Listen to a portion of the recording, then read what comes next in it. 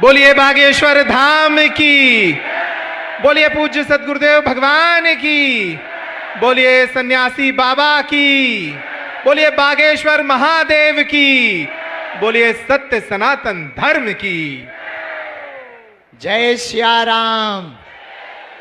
बागेश्वर धाम की, सन्यासी बाबा की, दिव्य दरबार की, अपने अपने मताई बाप की, श्री सीताराम भगवान की। कैसे हो सभी? बढ़िया। बागेश्वर बालाजी की कृपा से यह आयोजन आज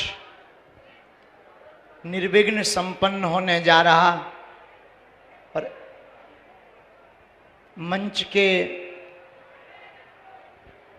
ऊपर बड़े बड़े महापुरुषों ने यहाँ पीठ पर आकर ये जो हमारी बेटियां हैं, इन बेटियों को जो आशीर्वाद दिया, और सब बेटियों के चेहरे बता रहे हैं कि वो सच में बहुत प्रसन्न हैं कि उनकी इस मंगल काज में एक दो नहीं, लाखों लाखों लोग घराती और बाराती बनकर आए हैं।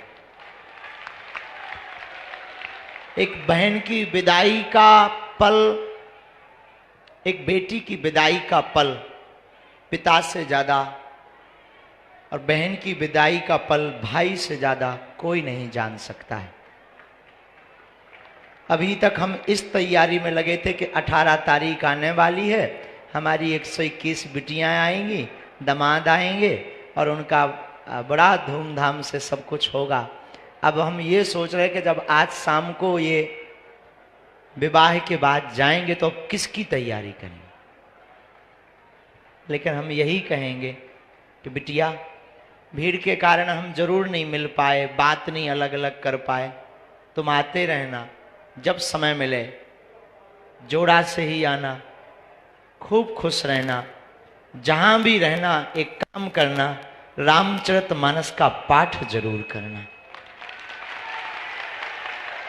और जब तुम रामायण पढ़ना बिटिया तो एक एक रामचरितमानस बागेश्वर धाम से हमने दी है, और तुम रामचरितमानस पढ़ना, अपने परिवार को पढ़ाना बिटिया। उसी रामचरितमानस के राम से हमें ये लगेगा कि हमारी बिटिया हमको याद कर रही है।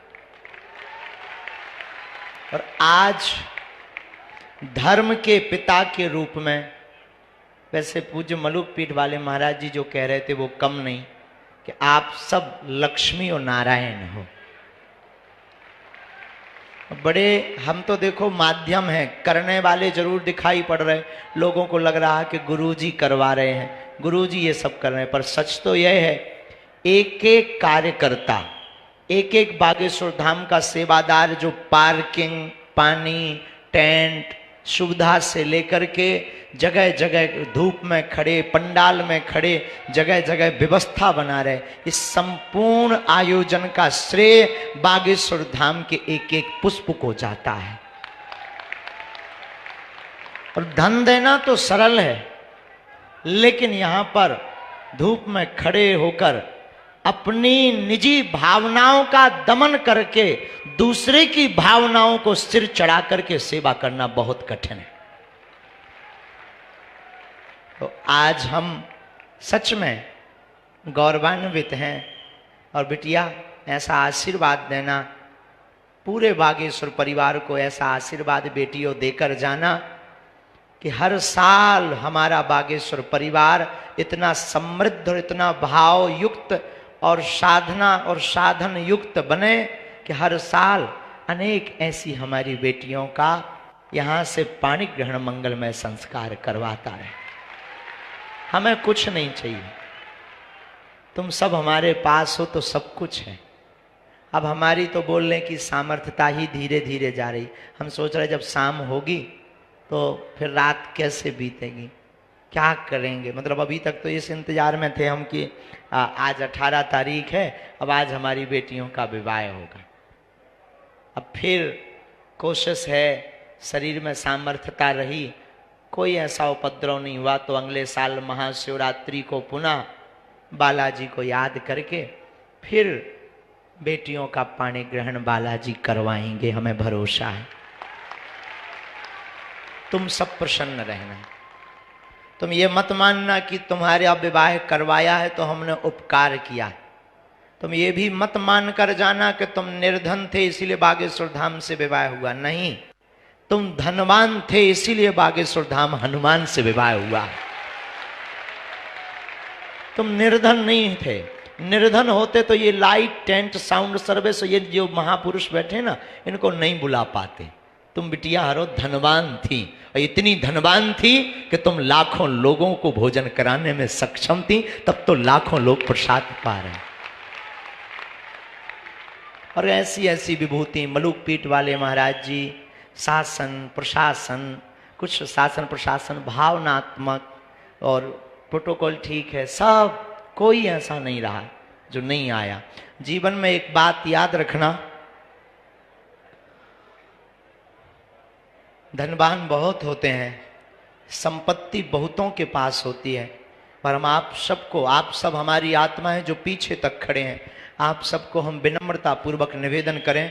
अमीरों के विवाह में तो लाखों लोग पहुंच जाते हैं, लाखों लाखों का उपहार लेकर जाते हैं, कभी उनके विवाह में भी आया करो जिनका कोई नहीं होता। आज हम तो धर्म के पिता हैं और हम अपने आप को संभाल नहीं पा रहे, मतलब हम बहुत कठोर भी हैं और यूं कहो कि हम, लेकिन हम विचार कर रहे हैं कि तुम्हारे पिता जिन्होंने तुम्हें जन्म दिया उन पर क्या बीत रही होगी। जिस घर में तुम खेली, जिस घर में तुम पढ़ी बड़ी, हमारा तो नाता अभी 1 महीने का जुड़ा। 1 महीने पहले तुम्हारे बात आई, नाम आया, हमने हाँ कह दिया, तैयारी में जुट गए, रोज तैयारी, रोज कथा में जुट गए। आज हम विचार कर रहे बिटिया तुम्हारे पिता के ऊपर, माँ के ऊपर क्या बीत रही हो। जिस घर में तुम खेली पढ़ी बड़ी, जिस घर में तुम चहचहाई, जिस आंगन में तुम कूदी, जिस भवन में तुम खिलखिलाती रही, और आज एक ही दिन में तुम पराई हो रही। संसार का कितना भी कठोर पिता हो, कितना भी कठोर, कितना भी कठोर भाई हो, कितना भी निर्दयी हो, लेकिन जब बहन की विदा होती है और पिता की जब बेटी की विदा होती है तो उसका भी दिल फूट पड़ता, उसकी आंखें गवाह दे जाती हैं, क्योंकि बिटिया अनमोल उपहार है ईश्वर का। पुत्र तो केवल एक घर का नाम रोशन करते, बेटियां तो 2-2 कुलों का नाम रोशन करती। बड़े दिल वाले होते जिनके घर बेटियां होती हैं। कहने को तो ठीक है बेटी का आज विवाह हो गया, सच तो यह है कि अब बिटिया पर अधिकार किसी और का है। आज तक ये बिटिया हमारी थी, अब ये बेटियां एक ही दिन में, इतने दिन का नाता किसी, लेकिन भगवान भी अद्भुत है। हम यही प्रार्थना ईश्वर से करेंगे, जितने लोग यहाँ बैठे, हमें तो आप सब में ईश्वर नजर आता है। कृपा करके कभी भी अपनी बेटियों को नीचा मत दिखाना, कृपा करके कभी भ्रूण हत्या का सहयोग मत करना।